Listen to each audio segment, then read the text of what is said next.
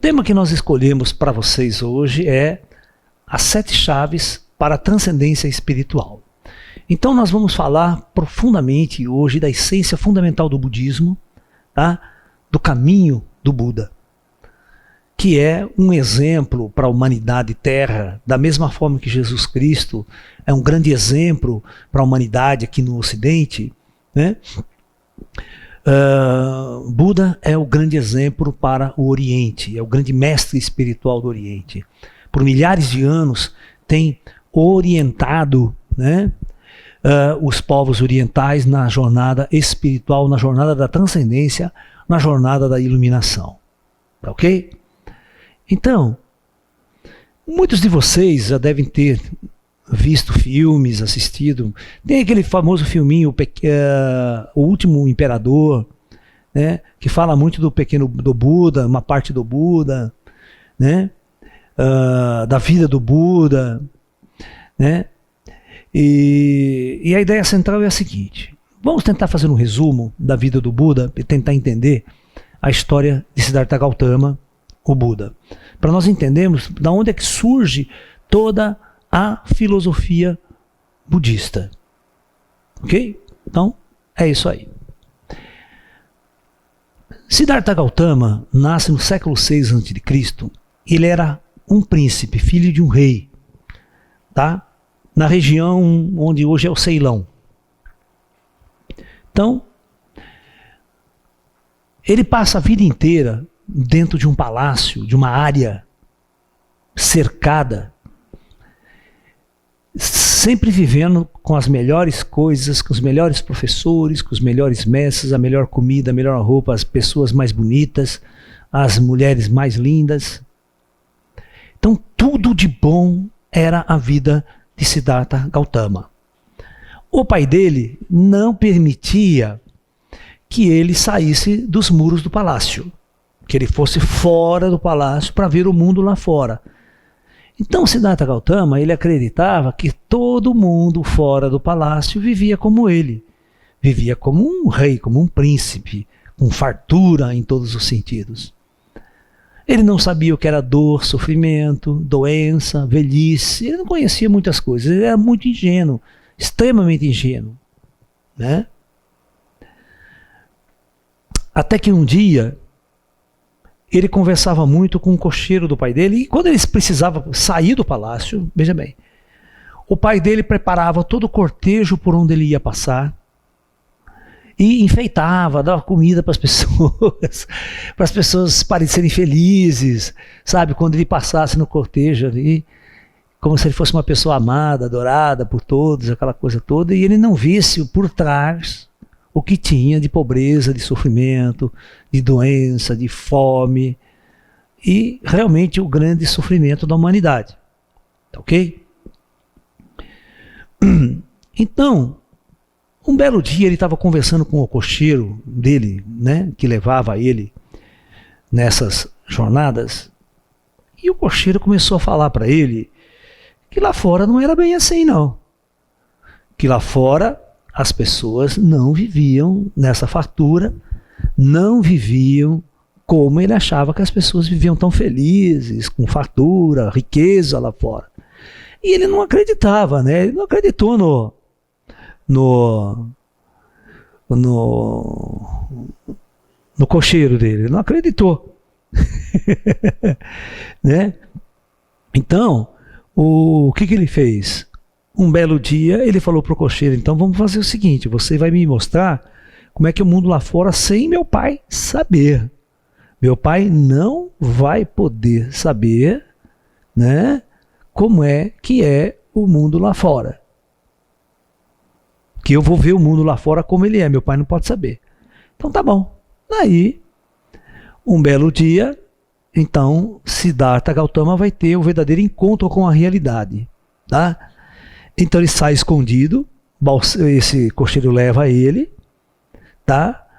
E o cocheiro vai levar ele para ver realmente o que é o mundo lá fora. Bicho, quem conhece a história do Buda, quem já leu, ele não sabia de nada, ele era ingênuo. E quando ele viu uma pessoa velha, uma pessoa toda enrugada, aquela pessoa com 90 anos de idade, ela parou, olhou para o cara, Ele nunca tinha visto uma pessoa extremamente velha. A hora que ele chega até na pessoa, bota a mão nas rugas da pessoa e pergunta, mas isso aqui não dói? Né? O que é isso? Né? Aí o cocheiro começa a falar para ele, não, isso aí é velhice, uma pessoa quando fica velha vai ficar assim, fica desse jeito. Ele falou, nossa, mas eu vou ficar assim? Meu pai vai ficar assim? Todos vão ficar assim também? Ele fala, todos vão ficar assim. Nossa, ele não entendia isso. Aí ele continuou, aí ele vendo as pessoas pobres, sem casa, sem comida, aquelas pedintes pedindo esmola na rua, né? Ele não entendia nada daquilo. E quando ele viu uma pessoa doente, ele viu uma pessoa muito mal, com febre, à beira da morte, e o cocheiro parou ali e falou, não, o que está acontecendo com esse homem aí? Não, ele está passando mal, ele está muito doente, né? Está prestes a morrer, mas como? Doente, morrer, o que é isso? O que é doença? Ele está sentindo muitas dores? Ele está sentindo muitas dores, ele está sofrendo muito, mas meu, o que é sofrimento? O que é sentir dor?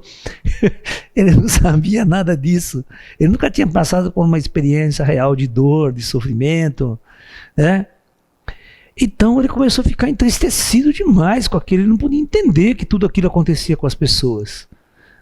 E ele teve várias saídas do palácio, não foi um dia só não, tá? Várias vezes o cocheiro levou ele para fazer essa jornada de aprendizado lá fora, independente que o pai dele soubesse que ele tinha saído, tá? Aí, então, um belo dia, numa das saídas dele, ele viu um cortejo fúnebre. Quando ele viu esse cortejo fúnebre, ele nunca tinha visto um cortejo fúnebre na vida. A mãe do Siddhartha, não sei se vocês sabem, morreu no seu nascimento. Logo após o seu nascimento, a mãe dele morreu, né? Então ele nunca tinha conhecido a mãe, e também não conheceu a morte, praticamente. No palácio ele não via a morte, não se mostrava para ele. E quando ele viu um cortejo, e foi ver a pessoa no caixão, aquela pessoa, que na Índia não tinha caixão, né? Os caras levavam para queimar. Entendeu? Viu aquele cadáver todo lá, largado, ele falou, mas o que é isso? Ele perguntou. E o pessoal falou, não, mas isso é a morte. Mas como? O que é a morte? Poxa, não, a morte é isso daí, as pessoas perdem a vida, não existe mais e depois vai ser queimado, vai voltar a cinzas ao pó. Nossa, a morte para ele foi a coisa mais terrível. Ele falou, mas isso vai acontecer comigo também? Isso vai acontecer com todo mundo. Ele não entendia, né, essa questão da morte, ele nunca tinha passado por essa questão de sofrimento e tudo mais. Olha, depois de todas essas saídas, quando ele passa e volta para o palácio do pai dele, ele começa a ficar tão entristecido, tão entristecido, tão entristecido, e ele começa a querer respostas. E começa a questionar o pai. Começa a questionar a esposa. Ele tinha uma esposa, tá? E a esposa dele ficou grávida. Estava esperando um filho do Siddhartha. Ok? E o clima foi ficando tão mal para ele, o clima foi ficando tão angustiante para ele, as questões não resolvidas, essas questões do espírito, da alma, da existência, o porquê da existência. Então ele passou por uma crise existencial sem precedente na história. Até que chega um dia chamado o dia da grande partida. Tá ok? Siddhartha vai abandonar o palácio do pai dele e vai ver o mundo e viver no mundo lá fora, no mundo real lá fora, não no mundo de fantasia, criado pelo seu pai dentro do palácio. E ele vai, então, na sua grande jornada, buscar a iluminação e a transcendência e entender o verdadeiro significado da existência e o verdadeiro significado da vida na Terra. Então, quando Siddhartha Gautama faz isso, quando ele sai do palácio do pai dele, ele espera a esposa ter o filho. Assim que a esposa tem o filho e está tudo bem, é exatamente nesse momento que ele abandona tudo. Ele abandona o palácio, abandona a esposa com seu filho recém-nascido e parte em busca da verdade. Então isso no budismo é considerado a grande partida. Veja bem, esse ponto é importante a gente discutir hoje aqui. Todos vocês que estão me ouvindo aí têm uma dificuldade muito grande de fazer mudanças na vida. Principalmente mudar de foco, mudar a sua vida material, mudar seu trabalho, mudar de cidade, fazer mudanças para conectar a sua vida num processo mais espiritual, num caminho mais espiritual, numa jornada espiritual. Nós deixamos que as nossas vidas sejam 100%, né, consumidas pela subsistência material, pela vida material. Tá? Então, Buda vai fazer esse grande rompimento com esse elo material de sua vida, de sua existência. Ok? Então é muito importante que vocês tenham consciência deste rompimento do Buda. E nós temos que discutir, vocês podem fazer perguntas, viu? A gente vai conversando aqui, não tenha pressa, nós temos 4 horas aí para discutir, para conversar sobre essa essência do pensamento budista e como o Buda vai nos ensinar, através de seus exemplos, da sua jornada pela vida, a conquistar a iluminação e a transcendência, que foi algo que ele conquistou. E se ele conquistou, ele dizia, todos nós também podemos conquistar. É uma questão de estar focado, é uma questão de estar conectado com uma jornada para, essencialmente, buscar a luz e o conhecimento espiritual. Então, a grande partida, ele parte. Ok? Mas, tudo bem, eu saio do palácio, mas eu vou para onde agora? Você quer ver que tem uma coisa? Sabe por que é interessante? O Buda, ele era um príncipe. Ele tinha tudo que o material podia dar, tinha. Tudo de riqueza ele tinha. Então veja bem, qualquer ser humano que está aqui fora no mundo material, ele quer ser um príncipe. Ele quer ter tudo, ele quer ter todo o dinheiro, entendeu? Então, eu sempre chamo, eu sempre digo o seguinte, né, que as pessoas às vezes precisam perder várias encarnações para satisfazer o seu ego, satisfazer o desejo, todos os seus desejos, para depois as pessoas perceberem que este mundo é maia, que esse mundo não leva ninguém a nada, para depois então abandonar e ir para uma jornada espiritual. No caso do Buda, ele não precisou fazer essa conquista, ele não precisou sair do nada, da pobreza, né, de uma favela, por exemplo, e conquistar o mundo, conquistar todos os bens materiais que o mundo pode oferecer, conquistar riqueza, fama, sucesso, poder, tudo isso que a humanidade almeja, que todo ser humano almeja, tudo isso que as propagandas de televisão fazem isso o tempo todo, né, para você comprar, você incita você a comprar, gastar, consumir. Nós viramos consumidores apenas dessa sociedade. Ok? Então, a maior parte das pessoas desejam estar nesse topo, desejam ter isso, desejam ter uma grande casa, piscina, casa na praia, dinheiro, sucesso, fama, poder, montar uma banda, fazer sucesso, essa coisa toda, né? No caso, o Buda já tinha tudo. Então, quando já tinha tudo, agora só restava uma outra jornada. Vamos ver o outro lado, né? Outro lado eu não vi. Eu vou lá viver essa questão fundamental do outro lado. Isso tem sentido? Dá para a gente entender isso até como uma jornada. Imagine o espírito. Muitas pessoas me perguntam isso o tempo todo. Professor, por que seu espírito está no bem bom lá em cima, no mundo espiritual? Por que ele quer descer nesse mundo de trevas, nesse mundo de conflito, de sofrimento, de angústia e dor? Tá ok? Esse é o exemplo. O Buda também, ele estava no palácio, ele tinha tudo. Maravilhoso. Aí ele sai do palácio. E vê o mundo lá fora e começa a viver da mesma forma que as pessoas lá fora viviam. Ele não tinha grana do pai dele, não tinha nada do pai dele, não queria nada mais do palácio. Então ele foi viver o sofrimento, foi viver a pobreza, foi viver todas as intempéries do mundo lá fora. Agora eu pergunto para vocês, quando que esse cara voltou para o palácio do pai dele?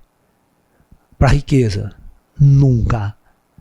Você sabia que o Buda nunca mais voltou para o palácio do pai dele? Nunca. Então, esse é um exemplo para a gente tirar também de por que o espírito, quando ele tem a consciência maior, por que ele entende que essa jornada é a mais importante? E não voltar para o palácio e ficar lá no plano astral, no bem bom o tempo todo. Ou seja, nós temos que entender o que é que este mundo nos oferece de experiência.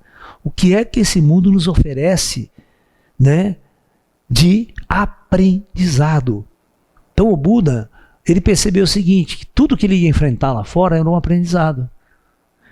E toda a riqueza que ele viveu a vida inteira, ele já viveu aquilo não interessava mais para ele. Ele percebeu que aquilo não dava nada, aquilo não levava ninguém a nada, ele já tinha tudo.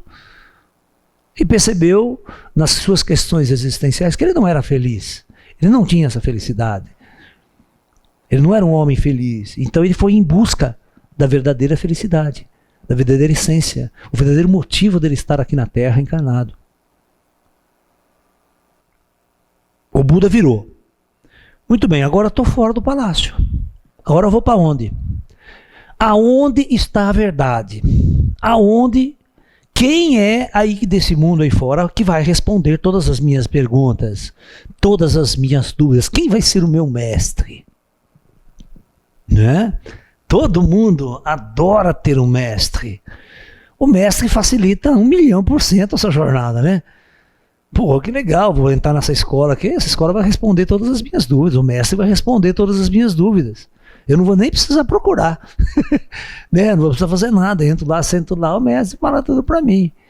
É isso que você quer, né? É isso que todo mundo quer, né? Quer um iluminado, um verdadeiro sábio, um espírito transcendido que vai lhe dar todas as respostas. E eu pergunto para todos vocês aí, você encontrou esse cara? Quem de vocês encontrou esse cara? Tá? Fala para mim, que vai te dar todas as respostas.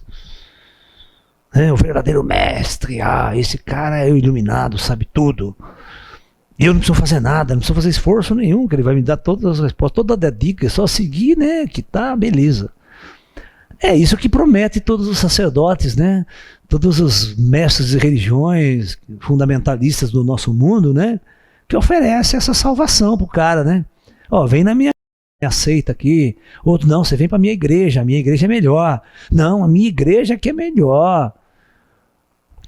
E essas disputas religiosas no mundo têm levado o mundo a um caos, têm levado o mundo a uma grande destruição, um grande conflito. Hoje nós estamos vivendo um conflito entre Oriente e Ocidente, né?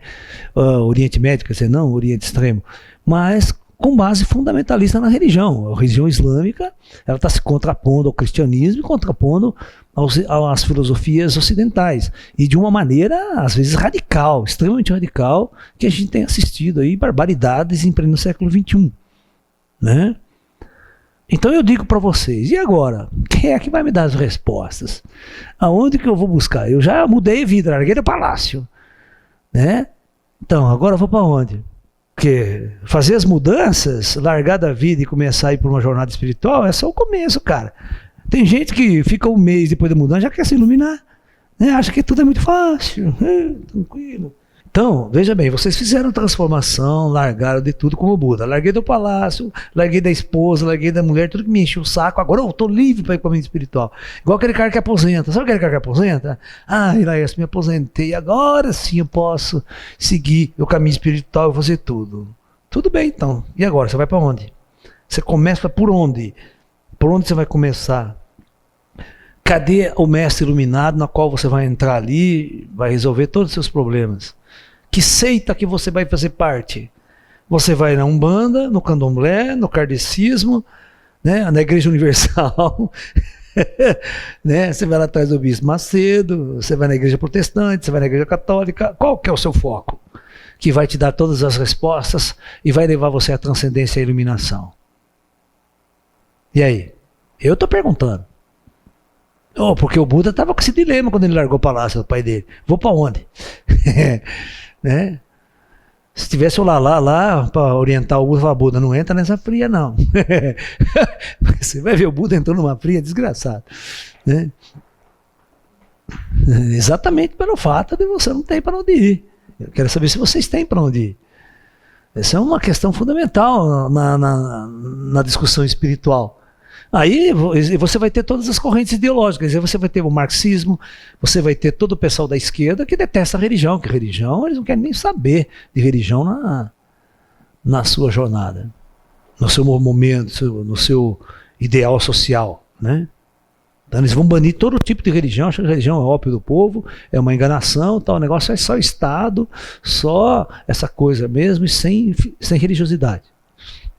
Como é que o Buda resolveu isso, né? Sabe o que acontece, meus amigos? Você não sabe como. Você é igual o Buda, ele era ingênuo, cara. Ele tem uma ingenuidade muito grande, né? Então, qualquer um que fala assim, mas vem para minha seita que eu vou levar vocês para a luz, para a iluminação, vou dar todas as respostas, você vai. Por que você acha que a Igreja Universal do Reino do Bispo Macedo tem 300 milhões de pessoas? Você vai lá, você não entra na igreja, cara, fila virando quarteirão. Por quê? Por quê? Né? E centro espírita não está tão cheio assim não. A igreja católica também, quando o padre Marcelo vai fazer sua missa lá, vão pular, vão cantar, vão dançar, tem que botar aquela igreja de 5 mil pessoas lá embaixo, né? Às vezes monta o estádio de futebol inteiro para fazer a missa, aquela coisa toda. Quando vem o Papa, então, né? Aquela caravana, tem que alugar o Maracanã para o Papa rezar a missa, porque aquilo lá é 50, 100 mil pessoas. Vocês estão entendendo? É muito fácil, vai todo mundo atrás, cara. A grande massa vai atrás, né?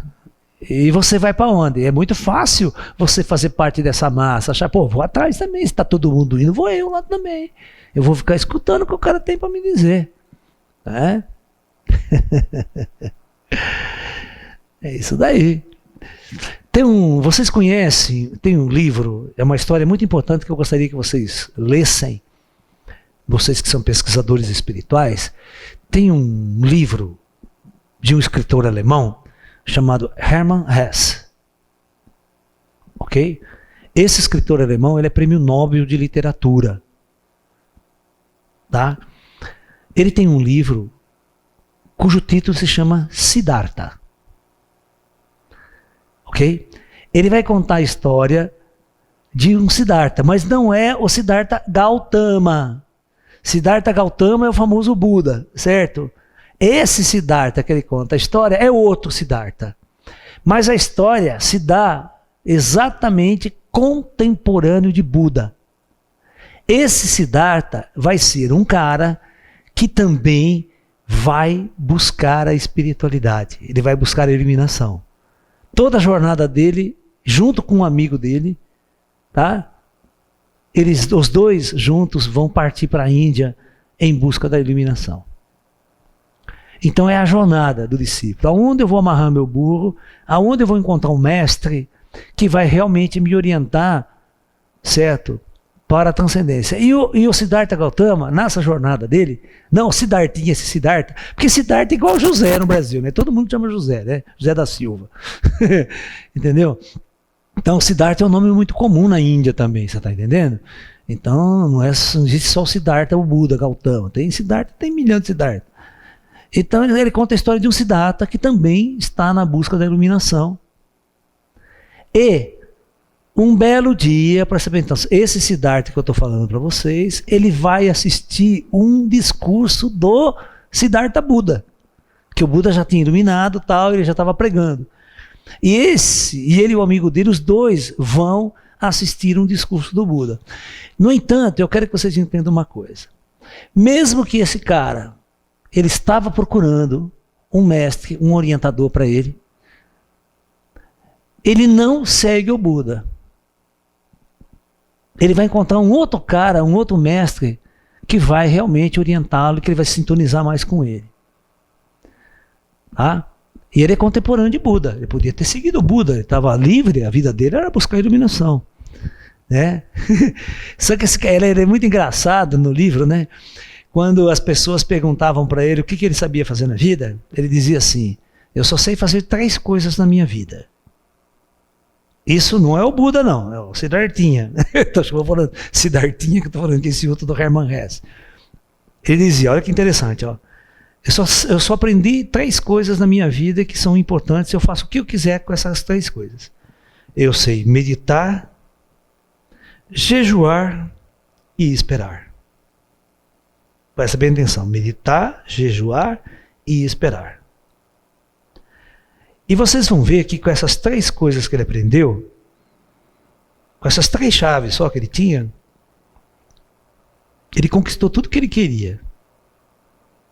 Até um dia que ele quis ter uma experiência sexual com uma prostituta que cobrava caríssimo, era muito bonita, ele não tinha um tostão furado. Ele falou, não, eu preciso ter uma experiência sexual com você. Ela dava risada, né? Falou, você é pobretão, um dia que você não tem um tostão. Ele falou, não se preocupe não, eu sei meditar, jejuar e sei esperar. Uma hora eu consigo você. Tem essa história no livro, entendeu? Você vai ver que ele conquista tudo o que ele quer com essas 3 ferramentas.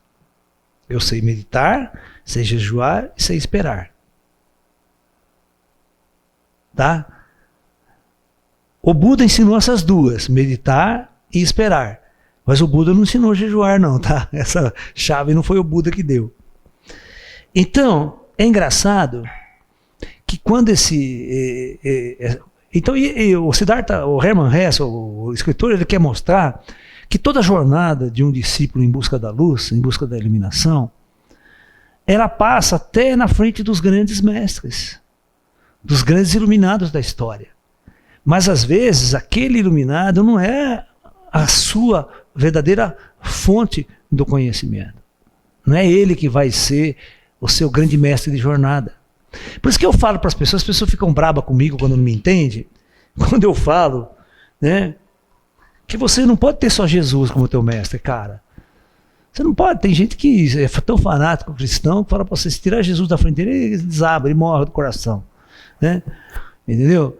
Então, você não pode ter só Jesus como teu mestre, tem que ter milhares de mestres, você tem que ter sabedoria, vai lá. Bom, então vamos lá, vamos continuar com a historinha do Buda? Então tudo bem, eu saí, eu fiz a mudança, eu larguei do meu emprego, larguei da minha vida, mudei de cidade, e agora estou pronto, me aposentei, né? A maioria dos negros me aposentei, agora estou pronto para dedicar minha vida à espiritualidade. Certo? E agora você tem que tomar cuidado que vai se aposentar aos 65, se bobear aos 70 aí com a nova lei, né? Mas tá aí tudo bem.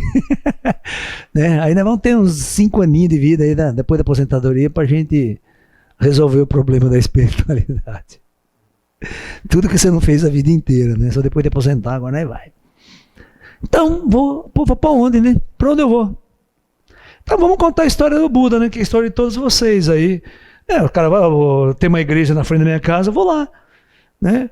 E foi o que aconteceu com o Buda. Primeiro saiu do palácio do pai dele, a primeira volta que ele deu, encontrou uns ascetas meditando no meio do mato, as montanhas, encontrou um núcleo, encontrou uma seita de yogis. Ok? E chegou para esse mestre, o que vocês estão fazendo aí? Nós estamos aqui, nossa missão é buscar a iluminação, a transcendência e a verdade. Nós temos que encontrar a verdade sobre a vida, sobre tudo. Pô, é isso que eu quero. Eu falo, não é isso que eu quero. Não, já quero fazer inscrição aí para mim, dá a ficha de inscrição. Quanto que é a mensalidade por mês? Né, Pablo? Quanto que é a mensalidade? Não, o Buda chegou lá na candidatura. Quanto paga por mês aí para me inscrever aí no curso? Qualquer coisa manda conta pro meu pai lá. Meu pai é rei, tem grana porque eu tô fora, né? Você imagina a situação, né? Hoje em dia é assim, né? Senta no curso, quanto a inscrição, a ficha, quanto paga, tal, né? Manda boleto bancário, cartão de crédito, a iluminação garantida, o seu dinheiro de volta. Ou seja, virou um produto, né? As coisas não podem ser assim. Por exemplo, nós estamos aqui, nós estamos nesse curso, andando nesse bate-papo, mas eu não estou vendendo iluminação para vocês. Também não estou vendendo nenhum produto, nós estamos sentados juntos, fazendo um trabalho de buscar esse ponto crucial, o exemplo dos grandes mestres, mas nós temos que adaptar, temos que fazer uma coisa que muito budista não faz. Pegar esse ensinamento e adaptar aos dias de hoje. Esses caras não fazem isso, eles ficam no passado. Sabe, eles ficam querendo ser o Buda de 2000 anos atrás. Eles não querem ser o Buda de hoje. Então, essa é uma discussão que eu faço com os espíritos, cara. Eu faço, os meus mestres foram monges budistas. Eu fui monge budista em encarnações passadas, eu sei o que eu estou falando. E eles ficam falando esse discurso para mim também. A raiz da essência do conhecimento é o mesmo. Eu fui treinado pelos espíritos, sou treinado até hoje pelos espíritos. A raiz da essência budista é a mesma. Mas vamos voltar naquele ponto, pessoal. Buda saiu do palácio, né? Larguei tudo, mudei de vida. Presta atenção, olha a jornada. Vocês chegaram aqui agora. Agora eu tenho espiritual para ir. Tá? Vocês perceberam que tudo isso aqui que você teve que enfrentar foi o lixo social que você construiu, é o lado material que você construiu, que você precisa voltar, largar, abandonar, não diria nem abandonar, que hoje é difícil abandonar, mas buscar esse outro lado também. É muito fácil quando alguém larga de tudo, só tem esse lado para seguir, que são os monges, né? O monge larga de tudo, tal, entra no monastério e só vai viver para cá agora, né? É diferente de um indivíduo que está aqui desse lado, né? Eu tenho a Patrícia que está aqui, que é minha secretária, que ela trabalha comigo, ela tem uma tia, né, que há mais de 40 e tantos anos, acho que 60 anos que é freira, sabe, tem uma jornada espiritual, toda uma jornada de luta, de trabalho, dentro dos monastérios cristãos, você está entendendo? E ela sabe muito bem, eu já tive com essa freira, gente boa pra caramba, espirituosa pra caramba, né? Mas é a velha história, vai falar de espírito para ela, vai falar desse outro lado. Então, são vivências diferentes, são experiências diferentes que esses espíritos estão vivendo na Terra, que escolheram, são as escolhas. Mas é uma vida 100% voltada a isso aqui, ao espiritual.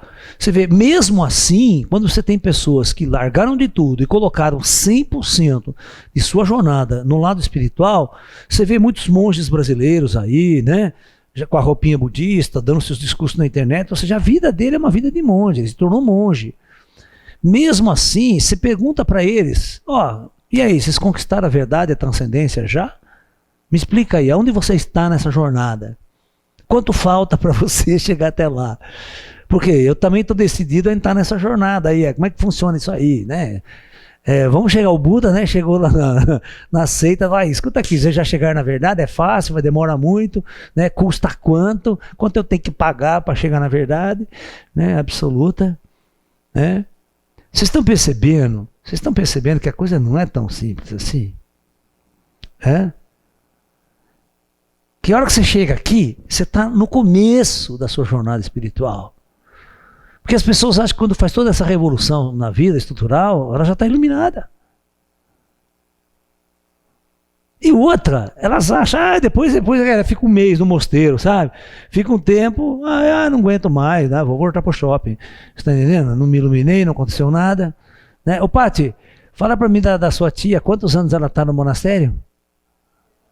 64 anos no monastério. Né? Ainda estamos discutindo aqui, né, Pati? A ideia de, né?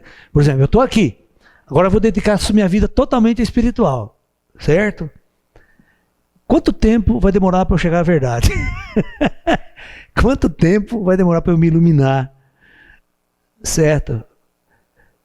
E agora, então as pessoas acham que elas vão entrar no monastério, entrar na vida espiritual, e tudo vai ser fácil, tudo vai ser mil maravilhas, né? A luz vem, o plano espiritual chega do meu lado, resolve todos os problemas. É como se o plano espiritual, os meus amigos espirituais que estivessem aqui, resolvesse todos os meus problemas. Quer dizer que o Laércio não pega a gripe, né? Se eu bobear, eu não fico doente, né? Claro que eu fico. Você pensa que eles vão curar eu? Fala, se vire. Você está aí para aprender também. Tem certas coisas que o plano espiritual não pode intervir, não pode fazer. A sua jornada é de aprendizado, a vida está te ensinando. Você precisa aprender com a vida. Nós, mestres aqui, vamos te orientar, vamos dar um toque. Mas é essa vida, é a vida que é o aprendizado. Olha, nunca acredite, eu vou colocar uma coisa para vocês, nunca acredite num cara, ou num mestre, ou num sacerdote que fala assim para você, olha, vem aqui que em 30 dias eu abro sua terceira visão. Vem aqui que em 30 dias você já vai transcender e se iluminar. Tudo mentira. Não caia nessa. Buda, em 40 e tantos anos de jornada, nunca disse isso para nenhum discípulo. Nunca ofereceu nenhum milagre para um discípulo. Nunca construiu nenhum milagre para convencer a humanidade e os humanos da sua doutrina. Vocês estão entendendo? Então, os cristãos vivem à base de milagres. Se você não fizer nenhum milagre, você não serve para ele. Você não é poderoso como o meu mestre, né, Jesus. Então, esse ponto é importante. Todos vocês sabem que o Buda entrou na primeira escola que ele viu. Só que ele entrou na pior. Sabe o que é a pior escola que existia na Índia na época? A pior escola. Era uma escola que o cara foi 100% pro lado de cá. Negando tudo o material, toda. Eles tinham uma técnica para que o espírito viesse à tona, ele tinha uma técnica que chamava a técnica da mortificação da carne. Olha, mortificação da carne. E isso deveria acontecer através de um voto de penitência. Um voto de penitência. Ou seja, focado no sofrimento. Então você precisava eliminar todos os prazeres da carne e todos os prazeres que o mundo material podia lhe fornecer. Você não podia viver em prazer. Prazer era algo proibido nessa seita. E o Buda entrou nessa seita. Então, para vocês terem uma ideia, existiam votos de penitência. E o incrível que pareça que eu estou falando isso para vocês vão ficar todo indignados. Essa seita existe até hoje na Índia do mesmo jeito. Até hoje, do mesmo jeito que eu vou falar para vocês aqui. E eu vou pegar um vídeo, eu vou procurar na internet os vídeos dessa seita e vou passar para vocês perceberem que eu não estou mentindo. Tá? Que existe até hoje. Tem um festival na Índia, de 11 em 11 anos, que esse pessoal desce das montanhas e vão para uma cidade. E esse grupo de asceta que faz esse tipo de voto de castidade, e não castidade, esse voto de penitência, ele existe até hoje. Bom, primeiro, não pode ter prazer na carne, então sexo pode esquecer, qualquer tipo de sexualidade. Bom, lá se fazia um voto de penitência. Tinha um discípulo que fez esse voto de penitência nesse campo de asceta. Ó, vou ficar com as mãos unidas assim e jamais na minha vida eu vou tirar as mãos daqui. Ele anulava os braços e as mãos. Então tudo que ele tinha que fazer, ele não podia usar mais as mãos. Comer, ele tinha que comer que nem um animal. Veja, ele anulou as mãos. E tem que ficar com a mão para alto ainda, hein? Ele dormia assim, andava assim, sentava assim. Ele não podia fazer assim. Baixar o braço. Vocês estão entendendo? Porque ele tinha que sofrer. Tinha um outro no campo do Buda. E está vendo esse voto aqui? Você está achando um absurdo, não está? Eu vou mostrar uma filmagem de um indiano com esse voto aqui hoje. Está assim, lá na Índia o tempo inteiro. Um outro que ele jurou nunca mais abrir as mãos. Nunca mais eu vou abrir minhas mãos. E tinham passado anos, a unha dele tinha crescido de tal forma que varou do outro lado do corpo, tudo em carne viva, assim, infeccionado, aquela coisa que ficava assim, ele não abria a mão. A unha tinha varado do outro lado da mão.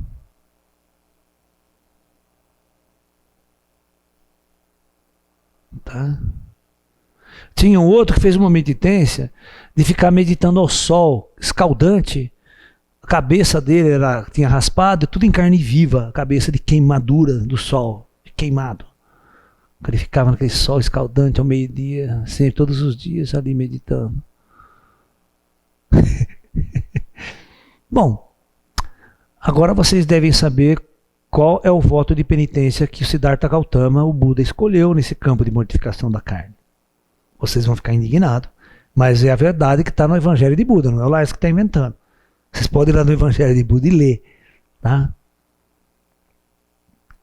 Buda escolheu a penitência de comer somente estrume de gado, estrume de galinha.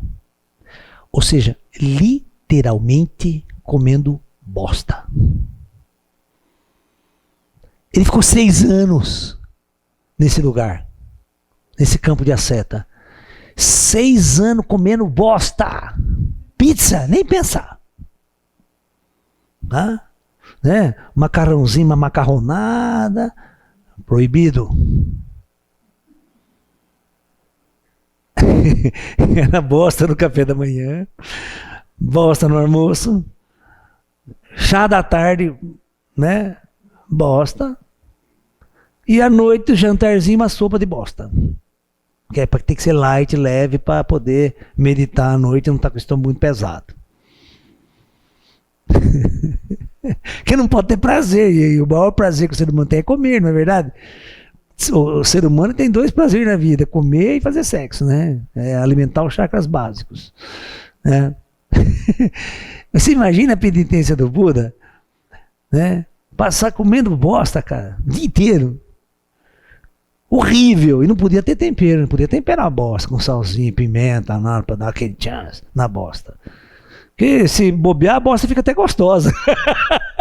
Né? Botar uma salsinha, cebolinha e tal, cheiro verde. Pô, a bosta fica legal até. Né? Aí desce bem.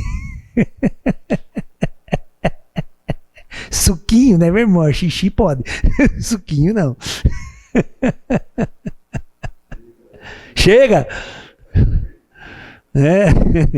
Pô, vocês têm que saber o que é sofrimento, né? O cara tem que mortificar a carne, tem que acabar com o prazer da vida, de prazer de existir materialmente.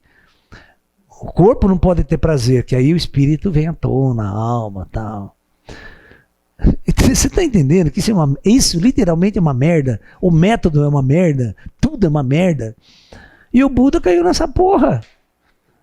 E tem até hoje os negros na Índia fazendo essa porra, achando que está agradando a Deus, que vai se iluminar desse jeito. Quem é o mestre desses caras que fica pregando essa merda até hoje? E vem falar comigo que os espíritos apoiam esse método. Os ETs dão maior força para o cara comer bosta. Claro que não, cara. Você acha que os ETs, os espíritos superiores vão falar isso aí para mim? Não, Laércio, convença a moçada, todo mundo tem que comer bosta, senão não se ilumina. O ser humano é muito burro, cara. O ser humano é muito burro. E o Buda era burro. O Buda, quando entrou nessa seita, ele era burro. Eu não falei pra você que ele era ingênuo, ele era que nem uma criança, ele acreditava em tudo, ele não entendia nada de nada, vivia aquela vida ingênua dentro do palácio. Ele era ingênuo. E quando ele pegou o primeiro mestre que falou, não, eu vou te levar à luz, só que você tem que seguir meu método. Ele falou, tá bom, vou nessa. Né? Existia muita gente ali. O mestre dele também, cada um tinha uma sua penitência lá. Tá? Tinha que ter um voto de penitência. Escolher um voto de sofrimento, porque você tinha que sofrer. Sofrer é a base. Você vê que a religião católica não é muito diferente. A religião católica sempre nos coloca numa posição, né, de ver o Cristo sofrendo. O Cristo sofreu por nós, ele morreu por nós. Então o sofrimento é inerente à jornada do homem na Terra, e você tem que sofrer também. Você não pode ser feliz dentro de uma igreja vendo Jesus daquele jeito, todo mundo, né? Até as estátuas são construídas de forma sofrida. Senta num templo católico, você não consegue ser feliz ali dentro, porque tá todo mundo, né? Jesus está lá arrebentado na cruz, sofrendo. Então o sofrimento é a base, né, da visão cristã, que o homem tem que viver na Terra e não pode superar esse sofrimento. Ele tem que, de alguma forma, estar penitente o tempo todo, sofrendo o tempo todo. Né? Por que o padre tem que ser casto, não pode transar, não pode ter prazer, não pode viver em prazer? Por quê? Ninguém me explica isso. Ah, porque Jesus sofreu por nós, então também nós não podemos viver em prazer. Então, e quando o nego pega a cruz e vai fazer penitência, né? Fazer uma promessa, pagar penitência, até Santa Aparecida do Norte carregando uma cruz. Isso tem de monte lá, cara. Tem de monte lá na Aparecida do Norte. Você vai na estrada, tem um nego na estrada carregando cruz. Fazendo até hoje, cara. Tem o famoso filme brasileiro, né? O Pagador de Promessas, que é fantástico como filme, né? Como roteiro do filme. É o ser humano simples e humilde, ele vai, né? Ele encaixa nessa coisa. Ele não tem essa visão mais transcendental da coisa, que pode discutir, pode levar a coisa de uma forma diferente. Então, o Buda, ele passou 6 anos ali, nessa penitência, nesse sofrimento, e é claro, né, a iluminação não vinha, a transcendência não chegava, só sofrimento, só sofrimento, só sofrimento, sofrimento, sofrimento. Um dia, e ele foi ficando magro, magro, magro. Cara, olha, meninas, se vocês estão me ouvindo aí, quer fazer um bom regime para emagrecer pra caramba, coma bosta, né? Coloque bosta no seu regime. Tenho certeza que você vai emagrecer rapidinho. Rapidinho por quê? Você vai comer pouquinho, assim, né? Você não vai querer comer um pratão de bosta, né? Você vai comer um pouquinho aí, emagrece rapidinho. O Buda, segundo a história, né? Tinha uns 40 quilos só. Magrelo, igual aqueles iogues que você vê na Índia. Magrelo, tudo arrebentado, não tem mais nada, só osso. Ele era assim. E aí a história conta que ele foi tomar banho no rio. Presta atenção. Aí começa o dia, aí vai ter o dia da grande partida, que ele vai abandonar essa seita. Como que ele abandona essa seita? Como ele sai desse buraco que ele se meteu? Então veja, é muito importante vocês entenderem que todo buscador cai num buraco de seita religiosa. E o Buda caiu. E todos vocês, quando estão procurando, vocês vão cair. E muita gente cai e fica o resto da vida nessa seita e não sai. Então precisa ter essa cabeça, a essência de sair dessas seitas. Sair desses caras que prometem a salvação. Eu não tenho seguidores. Ninguém me segue. Todo mundo sabe que os meus amigos estão aqui. Eu tenho amigos que estão aqui na nossa equipe. A gente trabalha junto. Mas cada um é independente. Cada um tem a sua construção. E é isso que a gente vai fazer. Muito bem. Um belo dia, ele foi tomar banho no rio. No riozinho que tinha ali perto, um rio largo, né? Ele estava no raso, tomando banho, 30 centímetros de água. Ele escorregou e caiu. Ele estava tão fraco, mas tão fraco, mas tão fraco, que ele estava se afogando em 30 centímetros de água e não tinha forças para se levantar e sair daquela situação. O que aconteceu? Umas pessoas, vendo ele se afogar, foram lá correndo, retiraram ele da água e puxaram ele para a margem do rio. Nisso ele começou a voltar a si, vendo toda aquela situação que ele estava passando. Tá a transmissão aí ou tá travado? Tá. Então, o que acontece? O Buda estava se afogando em 30 centímetros e foi retirado. Quando ele percebeu que ele estava morrendo naquela situação, ele estava morrendo, ele viu um barco que estava descendo o rio, um barco, tinha umas pessoas nesse barco, e nesse barco tinha uma pessoa afinando um instrumento de corda.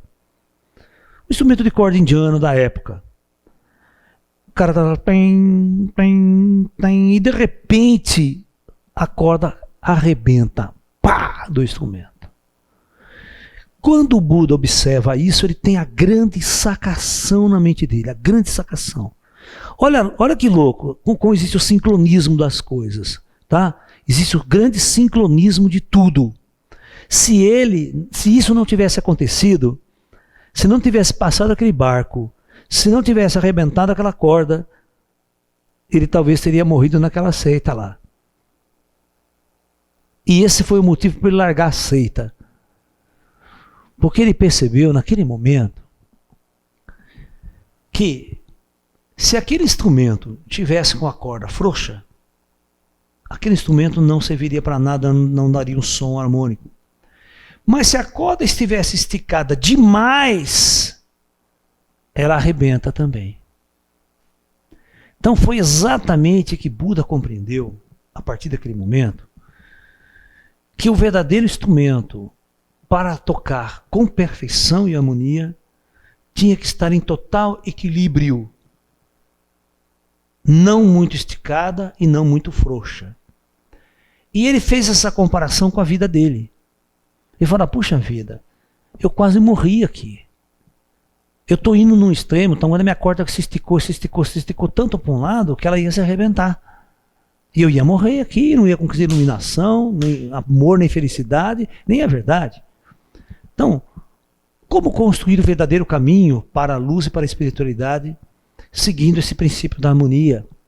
Então ele percebeu que a partir daquele momento, ele compreendeu que a jornada espiritual deveria ser como um instrumento musical afinado de uma forma perfeita e harmônica. Você não pode nem tanto para o material, e nem tanto somente para o lado espiritual. Todas as vezes que você se desloca para um lado, você está em profundo desequilíbrio e desarmonia, isso não vai te levar a nada. Então, a partir desse momento, o Buda constrói o primeiro cerne budista de toda a sua jornada e de toda a sua pregação no futuro, que é considerado o caminho do meio. Ok? Então veja bem, quando o Buda descobre e constrói a ideia do caminho do meio, ele não era nem monge nem iluminado. Ele era um asceta que quase morreu nessa história. Mas aí ele já percebeu que o que ele estava fazendo estava errado. Estava completamente errado. Uma jornada espiritual não precisa ser assim, de sofrimento, de angústia, né, de martírio. Você não precisa comer bosta para ir para a luz. É isso que ele percebeu, que uma pizzinha, né? Papá, coisa que vai bem para o espiritualista também. Você está entendendo? Então, nós vamos encerrar esse bloco, né? Porque agora o que vai acontecer? Siddhartha Gautama vai se levantar dali, vai dirigir-se até 2 líderes da sua seita, que na sua seita tinha 2 grandes mestres, 2 líderes, e vai dizer para eles assim: olha, eu sinto muito, mas a partir de hoje eu estou abandonando este campo e vou procurar a verdade de uma outra maneira. É óbvio que esses 2 mestres começaram a encher eles de injúria. Você é um fraco, porque você está nos abandonando, você não conseguiu ter a força suficiente para vencer todas as barreiras, as dificuldades, você não pode fazer isso, você tem que continuar aqui, você tem que se esforçar, você tem que comer mais bosta, porque você está comendo muito pouca bosta. Claro que não foi isso. Não, mas você imagine o discurso do homem, né? Tentando manter você, o Buda querendo sair dali, e o cara tentando manter, né? Qual o argumento que o mestre vai usar para o cara ficar na seita, né? Pô, você vai continuar comendo, vamos então cortar sua bosta pela metade. Cara, é só dando risada, cara. Só dando risada para entender a situação da época. Aquela situação, né? Esse diálogo com os 2 ali, quebrando pau. Ai, meu Deus do céu, por isso que eu dou risada hoje das coisas. Porque nós somos seres humanos tão frágeis, cara. A gente é muito... Na verdade, a gente é muito burra. A gente é burro, cara. A gente cai em cada buraco, né? E aí, então, Siddhartha Gautama, ele vai sair desse lugar e vai... Você acha que ele vai procurar uma outra seita? Vai procurar outro guru, outros mestres? Né? Porque ele podia ficar pipocando de seita em seita, como muitos de vocês fazem até hoje aqui, né? Fica 3 anos no Espiritismo, depois vai na Rosa Cruz, depois vai na Gnose, depois vai na Umbanda, depois vai no Candomblé. E a coisa não se resolve, sempre fica naquela eterna busca, como a gente diz, né? Eu conheço tantos espiritualistas que chegam para mim: eu já fiz tudo, já fui lá, já fui papapá, sou da Rosa Cruz, já fui não sei o que, já fui não sei o que. E aí, conseguiu iluminação? O cara, não. É. Então, o Buda vai fazer o seguinte: ele vai largar de tudo, vai romper e vai fazer uma jornada solitária. Ele vai caminhar, não é depois de meia hora já está iluminado, não, tá? Ele vai continuar a sua jornada solitária, vai caminhar pela Índia até um belo dia, ele vai se sentar na sombra de uma árvore e vai ficar ali 40 dias e 40 noites. Sem sair, sem comer e sem beber. É isso que diz a lenda. É a mesma história. Esse 40 dias é muito engraçado, né? Porque isso aconteceu 600 anos antes de Cristo. Aí quando Cristo vai jejuar no deserto, ele fica 40 dias e 40 noites. No deserto, jejuando, enfrentando seus fantasmas. Aí Jesus enfrenta o demônio, essa coisa toda, né? E acontece que Buda, a história do Buda é idêntica. É idêntica, o discurso é o mesmo. Por isso que eu acho, né, que aquilo que aconteceu com Jesus, o roteiro e a história está mal contada. É muito uma cópia do que já existia antes. Buda, então, fica 40 dias e 40 noites enfrentando uma jornada interna, uma jornada interior, enfrentando tudo, até que um belo dia, Buda, então, consegue aquele salto quântico, aquela abertura de consciência. E a gente diz então que o Buda se ilumina. O Buda se ilumina. E nós temos que discutir aqui o que significa iluminação. O que é iluminação? O que aconteceu com o Buda depois que ele se iluminou? Entendeu? Então, após Buda se iluminar e se encontrar com a verdade, ele sente que ele tem um grande compromisso com a humanidade. E o primeiro compromisso que ele diz ter, que ele assume ter, depois que ele se ilumina, ele vai descer a montanha. Sabe onde ele vai? Ele vai no antigo campo de mortificação da carne, onde ele comia bosta. Tá? e vai se sentar com os dois mestres dele, e vai falar: olha, vocês estão errados. Eu conquistei a iluminação assim, assim, assim, assado, e tudo isso que vocês estão construindo, esse método aqui, está errado. Não vai levar ninguém a nada, a não ser a sofrimento. E ele convenceu esses dois mestres a largar aquela vida e a seguir ele. Ok?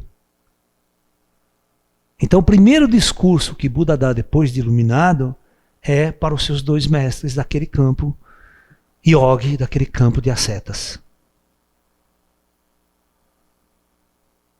Tá? E aí, presta bem atenção, isso acontece aos 35 anos de idade. Se você vê o canônico budista, vai ter o dia, a idade, quantos anos ele tinha quando ele largou o palácio do pai dele, sabe? Quanto tempo ele passou no campo de classificação, tem mais aventuras ali nesse campo. Aí até a ideia que ele vai em busca e consegue a data da transcendência, quando ele consegue a iluminação. E agora, a partir do momento que Buda começar a jornada de pregação, de ensinamento, é que o cerne da sua doutrina vai ser construído. O primeiro mandamento do cerne da doutrina budista é o caminho do meio. Ok? Até hoje, todos os mosteiros budistas que são construídos, eles são construídos da seguinte forma. Né? Vem aqui comigo, Pablo. Eles constroem uma porta do meio, grande, ampla, e ao lado, duas portinhas assim. Se você é mosteiro de Shaolin, tem essa entrada aqui, desse jeito. Dá lá o mosteiro, né? As paredes lá. Essas duas portas sempre vão ficar fechadas, representando os extremos. Só a porta do meio vai estar aberta, que é por onde o discípulo deve entrar no mosteiro e caminhar constantemente. Até a arquitetura dos templos budistas tem aí um ensinamento, uma base filosófica no primeiro cerne da doutrina budista, que é o caminho do meio. Então todos vocês vão aprender, na sua jornada espiritual, não pode ir tanto para o material, nem pode ir 100% para o espiritual, que você está em desequilíbrio. O importante é ter o equilíbrio entre o material e o espiritual. Ok? Muitas pessoas chegam para mim e falam o seguinte: Laércio, você prega a espiritualidade, por que você não faz tudo de graça? Ah, é? E eu vou comer o quê? Bosta que nem o Buda, que bosta de graça, tal. Tô fora. Então, na verdade, nós somos um professor. O professor tem que ganhar o seu dinheirinho, tem que ganhar para comer, pagar aluguel, as coisinhas. Então, você vê, eu tenho bastante coisa que eu faço de graça para vocês. E outras coisas a gente precisa arrecadar um dinheirinho aí, uma contribuição, para a gente poder sobreviver também, que é o equilíbrio do meio, né? É o material e o espiritual. Eu também preciso ter a minha parte material na história.